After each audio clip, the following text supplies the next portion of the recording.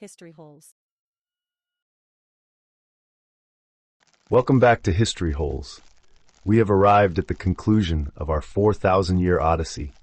We have stood with the Hung Kings, ridden with the Trung sisters, and witnessed dynasties rise and fall in the fires of conflict. In our last episode, we left Vietnam in the twilight of the subsidy era, isolated, hungry, and teetering on the brink of economic collapse. But today, the sun rises. This is the story of one of the most dramatic transformations in modern history. From a pariah state to a global powerhouse, from the edge of famine to the granary of the world. This is the story of the rising dragon. Part 1, The Rice Miracle, 1986 to 1995. The impact of Đổi Mới, the Great Renovation, was not theoretical. It was immediate and visceral. The most profound change happened not in the boardrooms of Hanoi, but in the muddy rice paddies of the Mekong Delta. For years, collective farming had stifled the farmer's will to work. Why toil from dawn to dusk when your harvest belongs to the state? But under the new reforms, the government did something revolutionary. They gave the land back. Farmers were granted long-term land use rights and, crucially, were allowed to sell their surplus on the open market. The response was electric. Unleashed from the shackles of central planning, Vietnamese farmers worked with a renewed fury and passion. Production skyrocketed almost overnight. In 1986, Vietnam was a country that had to import rice just to feed its starving population. By 1989, just 3 years later, Vietnam shocked the world by becoming the third largest rice exporter on the planet. It was dubbed the Rice Miracle. The specter of famine, which had haunted the nation for decades, vanished, replaced by ships loaded with grain departing from Saigon ports. The belly of the dragon was full, and now it was ready to roar. But economic reform was only half the battle. Vietnam was still isolated, a lonely fortress surrounded by wary neighbors. The leadership understood that to truly prosper, they had to rejoin the world. The major stumbling block was Cambodia. For a decade, Vietnamese troops had occupied the country to prevent the return of the Khmer Rouge, draining the budget and alienating the West and China. In September 1989, in a bold strategic move, Vietnam withdrew its final troops from Cambodia. It was a clear signal that the era of military conflict was over, and the era of economic development had begun. This withdrawal turned the key in the lock of international diplomacy. Relations with China began to thaw, and the icy wall between Vietnam and the West started to melt. The final hurdle fell in February 1994. After years of painful negotiations regarding soldiers missing in action, POWs, MIAs, United States President Bill Clinton formally lifted the crippling trade embargo. For the first time in nearly 20 years, the siege was lifted. Pepsi, Coca-Cola, and Caterpillar machinery appeared on the streets of Ho Chi Minh City. The war was finally, truly over. Vietnam was open for business. Part 2, From Pariah to Partner, 1995 to 2006. With the economy stabilizing, the stage was set for a diplomatic revolution. For 2 decades, the ghost of the war had haunted every interaction between Vietnam and the United States. But on July 11, 1995, that ghost was finally laid to rest. In a televised address from the White House, President Bill Clinton, standing alongside key senators who were themselves Vietnam War veterans, announced the full normalization of diplomatic relations. In Hanoi, Prime Minister Vo Van Kit echoed the sentiment, declaring that it was time to close the past and open the future. It was a moment of profound catharsis. Former enemies, who had once sought to destroy one another, were now officially partners. Joining the club, just weeks later, on July 28, 1995, Vietnam achieved another stunning diplomatic victory. It officially joined ASEAN, the Association of Southeast Asian Nations. This was no ordinary membership. ASEAN had been originally founded in 1967 specifically to stop the spread of Vietnamese communism. By joining the club, Vietnam transformed its former regional enemies into its closest allies, securing its place in the neighborhood and proving that the era of revolution had given way to the era of integration. The emotional climax of this period came in November 2000, when Bill Clinton became the first U.S. president to visit a unified Vietnam. The world expected a tense, somber trip. Instead, they witnessed a love-in. Hundreds of thousands of Vietnamese people lined the streets of Hanoi, not to protest, but to cheer. They reached out to shake his hand, shouted welcome, and waved American flags. They weren't cheering for the man who had avoided the draft, nor were they forgetting the past. They were cheering for the future he represented, a future where Vietnam was a normal, respected nation on the world stage.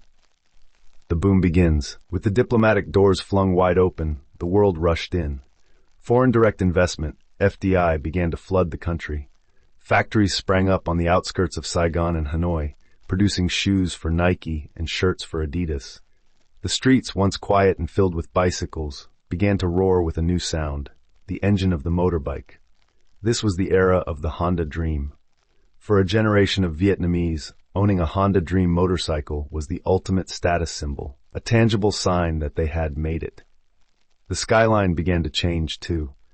In Ho Chi Minh City, the first skyscrapers began to pierce the clouds, overshadowing the old French colonial villas. The tiger economy was waking up, and it was hungry for growth. Part 3, The Tiger Economy and the Burning Furnace, 2006 to 2020s. By the mid-2000s, the Honda Dream was evolving into something much bigger. Vietnam was no longer just opening its doors, it was tearing down the walls. On November 7, 2006, after 11 years of grueling negotiations, Vietnam was officially accepted as the 150th member of the World Trade Organization, WTO. This was the seal of approval the global market had been waiting for. The economy shifted into high gear, moving rapidly from simple agriculture and textiles to high-tech manufacturing. Global giants took notice.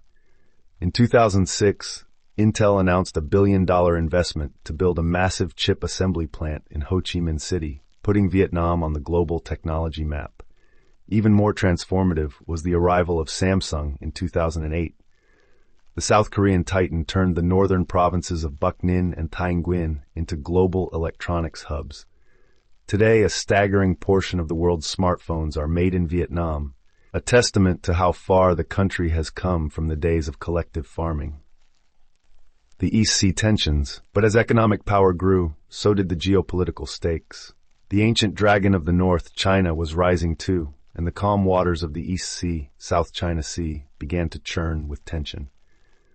For Vietnam, the sea is not just water, it is a sovereign territory and a vital economic lifeline. The dispute over the Paracel, Hoang Sa, and Spratly, Trung Sa Islands became a flashpoint for modern nationalism.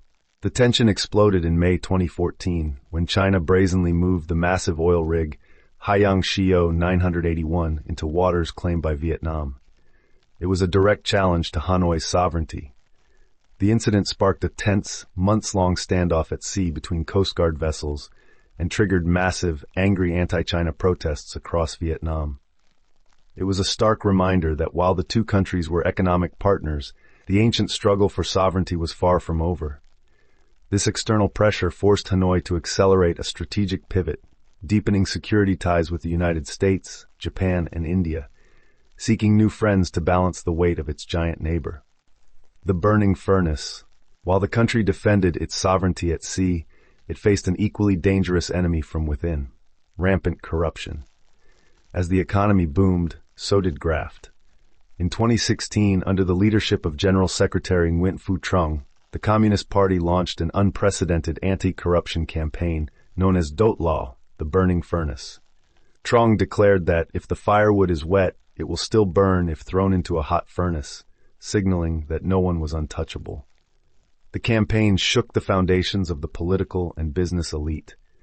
Ministers, Politburo members, and billionaire tycoons were arrested, put on trial, and imprisoned for embezzlement and mismanagement.